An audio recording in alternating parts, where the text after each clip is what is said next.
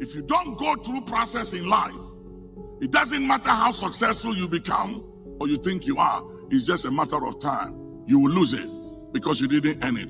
I was telling him that I've taught my children, work for experience, don't work for money. Work for experience. Because if you work for experience, you go through process, and process will determine your value, and your value is what determines your price at the marketplace. And I said, I have issues with people who want money and demand all kinds of salaries and money when they haven't yet been processed. You cannot demand unless you are in demand. And you cannot be in demand if you haven't been tested and tried. And if you haven't been processed, you can never be in demand.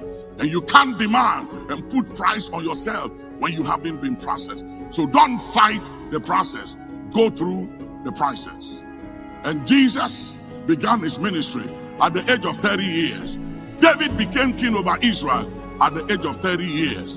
And Joseph became prime minister over Egypt, in Egypt at the age of 30 years. There is something about maturity. There is something about sonship. And until you go through the process, you are not a son. You are not a man. You are not qualified to have anything. And whatever you have that hasn't been tested and tried is not yours. It's just a matter of time. It is when you are tested and tried and you've been through the fire and the process and you still maintain and keep it, then you can say it is mine, but it is not yours until it's tested and tried.